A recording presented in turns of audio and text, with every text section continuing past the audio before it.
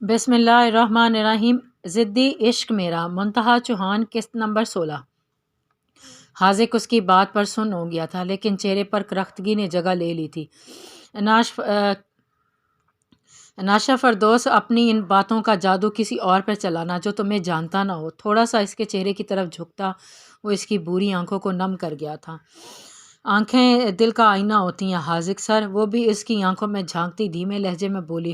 جن کے دل ہی داغدار ہوں ان کی آنکھیں بھی دھوکے باز ہوتی ہیں۔ طنزیہ انداز میں کہتا وہ پیچھے ہٹا۔ اگر آپ کسی کو پہچان نہ سکیں تو اس میں سامنے والے کا کیا قصور ہے؟ اناشا نے اپنے حق میں بولنا چاہا۔ پہچان میں ہی تو چوک گیا تھا، لیکن اب نہیں، اب بہت اچھی طرح جان بھی گیا ہوں اور سمجھ بھی۔ کام ختم کر کے مدیحہ سے کل کی ڈیٹیلز چیک کر لو۔ کل شادی ہال میں ہونے والے فنکشن میں دلہن کی ساری ذمہ داری تم دونوں کی ہے، اور میں کسی قسم کی کوتاہی برداشت نہیں کروں گا۔ اپنی سیٹ پہ بیٹھتے وہ رکھے انداز میں کہتا وہ لیپ ٹاپ کھول چکا تھا۔ اناشا منہ بناتی ہوئی باہر آئی تھی۔ میں کسی قسم کی کوتاہی برداشت نہیں کروں گا۔ اس کی نقل اتارتی وہ باہر آ گئی تھی اور سر اٹھا کے وہ بہت فخر سے اپنے کیبن کی جانب بڑھی تھی۔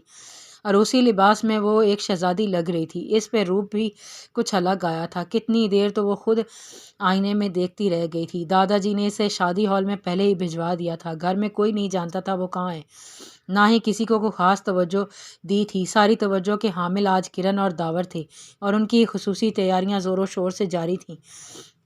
کشش کے ساتھ مدیحہ اور اناشا موجود تھی۔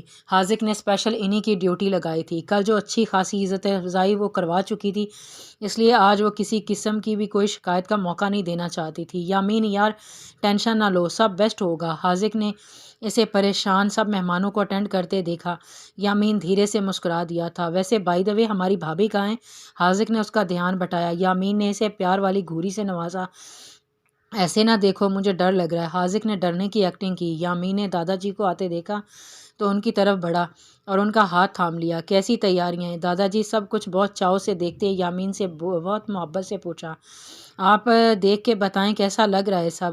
یامین نے انہی سے پوچھ لیا۔ میرا یامین پتر نے کیا ہے سب تو کمال ہی ہوگا نا؟ دادا جی مسکرائے تھے۔ ویسے پتر، اماں بابا کہاں ہیں؟ آپ کے آنا ہے یا بائیک آؤٹ کر کے بیٹھے ہیں؟ دادا جی نے مذاقاً کہا تو یامین نے مسکراتے ہوئے نفی میں سر ہلایا۔ نہیں جانتا کیا ارادہ ان کا۔ رات کو آئے تھے میرے پاس، پریشان تھے، کچھ کہنا چاہ رہے تھے لیکن کہہ نہیں پائے تھے۔ یامین بھی تھوڑا افسردہ ہوا تھا۔ بیٹا جو بھی ہے تو آپ کے والد صاحب نا، ان سے ملو اور ان کی پریشانی جانو، اور ایک اچھی اولاد ہونے کے ناطے اپنی ذمہ داریاں اور فرض اچھے سے ادا کرو، بدلے کی امید اللہ سے رکھو۔ انہوں نے رسانیت سے سمجھایا تھا۔ جو بھی تھا وہ اپنی ساری اولادوں سے بہت محبت کرتے تھے۔ جی، یامین نے دل سے اس بات پہ عمل کرنے کی یقین دہانی کروائی تھی۔ اور میری شہزادی نظر نہیں آ رہی؟ دادا جی نے کشش کی تلاش میں ادھر ادھر دیکھا تھا۔ آپ کی شہزادی بھی آ جائے گی، فکر نہ کریں، لیکن یہ سوچیں جو دھماکہ آپ کرنے جا رہے ہیں اس کا کیا اثر ہونے والا ہے۔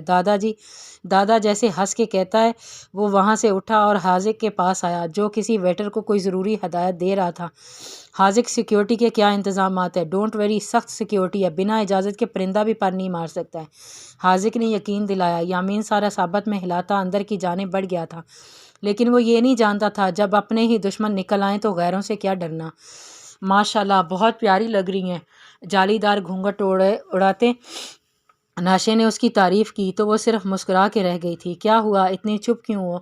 اناشا نے اس کے پاس کرنے کے لیے کشش سے یوں ہی سوال کیا تھا جبکہ مدیحہ کسی سے ضروری کال کرنے باہر نکلی تھی۔ چپ نہ ہوں تو کیا ہوں، ناچوں، بھنگڑا ڈالوں؟ ایک تو انہوں نے میری بات نہیں مانی، رخصتی کروا کے دم لیا، اوپر سے نواب صاحب کے نخرے بھی 7ویں آسمان پہ ہیں۔ کشش شروع ہو چکی تھی جبکہ اناشا اس چھوٹی سی لڑکی کو دیکھتی رہ گئی۔ اسے تو یقین ہی نہیں آ رہا تھا کہ وہ اس طرح کھلم کھلا اظہار کر دے گی۔ آپ کی مرضی شامل نہیں ہے؟ اناشا کو یہی سمجھ لگی۔ مرضی؟ مجھے تو سب بچہ سمجھتے ہیں، میری تو کوئی بات کو سیریس ہی نہیں لیتا۔ کشش نے دکھ سے کہا۔ آپ کو اپنے لیے سٹینڈ لینا چاہیے تھا، آج کل تو ہر جگہ یہی حال ہے، لڑکی کی چھوٹی عمر میں شادی کر دو پھر ظلم و ستم۔ اناشا کو اس کی باتوں سے دکھ ہوا۔ ہیں نا، میں چھوٹی بہت ہوں نا، جانتی ہوں مجھ سے کتنے بڑے ہیں۔ کشش نے بڑے پہ خاص زور دے کر کہا۔ کتنے؟ اناشا نے بھویں اچکیں۔ پورے 7 سال، انگلیوں پہ بتایا۔ اناشا کا رکا سانس بحال ہوا۔ بہت کوئی خاص فرق نہیں ہے، اناشے نے سوچتے کہا، ملی نہیں نا ان کھڑوس سے، بس ہر وقت کافی کوئی بتائے بھلا اچھی بلی چائے بنا کے چائے پیے بندہ، اوپر سے 6 ہوٹلز کا مالک اور ساتھ ساتھ خوبیاں بھی گنوانے لگی۔ اناشے کو اس کی آخری بات پہ بے اختیار ہنسی آئی۔ اسے آئیڈیا نہیں تھا کہ وہ اس ہوٹل کے مالک کی بات کر رہی ہے، لیکن اب اسے صحیح میں اندازہ ہو گیا تھا۔ آپ میر یامین سکندر کی وائف ہیں؟ جھجکتے ہوئے پوچھا۔ جی یس، بڑے فخر سے بتایا اور اپنی چوڑیوں سے کھیلنے۔ اس کے جواب کے بعد اناشا نے کچھ بھی پھر نہیں پوچھا تھا، لیکن یامین کے حق میں دعا کرنا نہ بھولی تھی۔ وہ حاذق کا ویٹ کر رہی تھی۔ اس نے کہا تھا وہ خود آئے گا انہیں لینے۔ یہ برائڈل روم تھا اور گراؤنڈ فلور پہ تھا اور کوئی نہیں جانتا تھا کشش یہیں تیار ہوئی ہے، جبکہ فنکشن 3rd فلور پہ تھا۔ اور فوراً چلو بھائی آ جاؤ، مدیحہ نے آتے ہی عجلت میں کہا تھا۔ سر حاذق آ گئے؟ اناشے نے فوراً پوچھا، جبکہ کشش جانے کے لیے ریڈی تھی۔ نہیں، انہوں نے کسی کو بھیجا ہے، باقی سوال بعد میں، اب چلو۔ مدیحہ عجلت میں کہا، نہیں، سر حاذق نے کہا تھا کہ وہ خود آئیں گے لینے۔ اناشے کو کچھ غلط لگا تھا۔ اف، تم نہ بس انسلٹ کرواؤ گی۔ مدیحہ کو غصہ آیا تھا۔ 1 منٹ میں سر سے پوچھ لوں۔ اناشے نے حاذق کو کال ملائی، لیکن فون وائبریشن پہ ہونے کی وجہ سے وہ کال اٹینڈ نہیں کر سکا تھا۔ ایک کام کرو، تم یہیں بیٹھ کے ویٹ کرو، میں دلہن کو لے کر چلی۔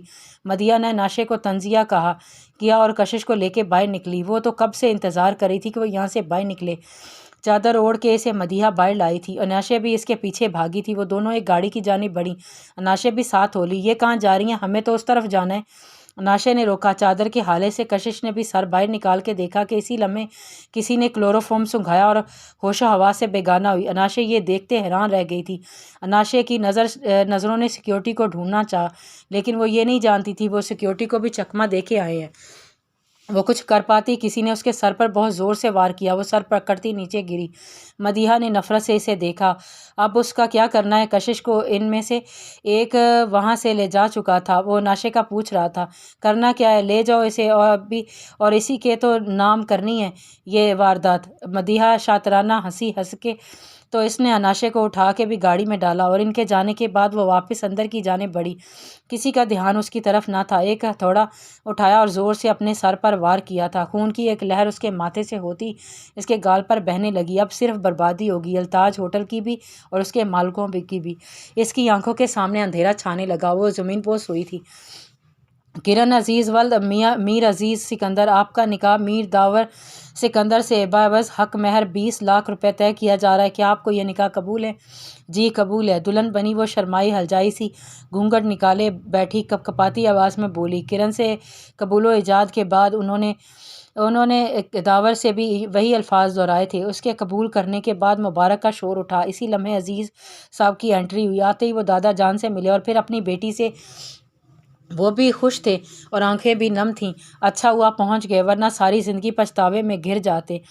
دادا جی نے خود سے لگاتے ہوئے، آپ کیسے ہیں؟ مجھے نہیں بتایا اس وقت، بعد میں پتہ چلا، لیکن بہت برے پھنس گیا ہے۔ وہ اپنی مجبوریاں نہ چاہتے ہوئے بھی اپنے لہجے سے عیاں کر گیا تھا، لیکن وہ یہ نہیں کہہ سکے تھے کہ وہ جہاں تھے وہاں سے وہ اپنی مرضی سے نکل بھی نہیں پا رہے تھے۔ کوئی نہیں جانتا تھا کہ ایسا کون تھا جو الگ الگ کرنے ان پر وار کر رہا تھا اور ان کو سنبھلنے کا موقع بھی نہیں دے رہا تھا، اور ان کی سب سے بڑی ہار یہی تھی کہ یہاں دوسروں سے چھپا رہے تھے۔ دادا جی نے یامین کو اشارہ کیا وہ کشش کو بلوائے۔ یامین نے حاذق کی طرف دیکھا۔ وہ سر اصابت میں ہلاتا موبائل پہ کال کرنے کے ارادے سے لفٹ کی جانب بڑھا۔ موبائل پہ ناشا کی کال دیکھ کر حاذق نے اسے بیک کال کی تھی، لیکن نمبر بند تھا۔ وہ لفٹ رکتے ہی باہر آیا۔ سیکیورٹی اس کی طرف بھاگی اور اسے کور کیا۔ میم کہاں ہیں؟ حاذق نے فوراً سوال کیا۔ جی سر، وہ اندر ہی ہیں، ایک نے جواب دیا۔ حاذق اندر بڑھا، لیکن وہاں مدیحہ کو بے ہوش پڑا دیکھا ٹٹرا۔ وہ فوراً سے اس کی جانب بڑھا۔ اس کے ماتھے پہ چوٹ آئی تھی۔ حاذق نے اسے اٹھانے کی کوشش کی، لیکن وہ بے ہوش ہو چکی تھی۔ حاذق نے فوراً یامین کو کال ملائی اور اسے انفارم کیا، پانی لے کے آؤ۔ پاس کھڑے ایک سیکیورٹی گارڈ کو کہا۔ جیسے ہی وہ پانی لایا، حاذق نے اس کے پانی چھینٹے مارے اور وہ نیم بے ہوشی سی ہوتی جاگی تھی۔ مدیحہ، اناشا اور دلہن کہاں ہیں؟ حاذق نے فوراً پوچھا۔ سر، وہ اناشا لے کے چلی گئی، وہ اس کے ساتھ وہ 2 لوگ اور بھی تھے، انہوں نے مجھ پر حملہ کیا، مدیحہ نے روتے ہوئے کہا، جبکہ دروازے میں کھڑے یامین نے دہلتے دل سے اس کی ساری بات سنی تھی۔ جاری ہے۔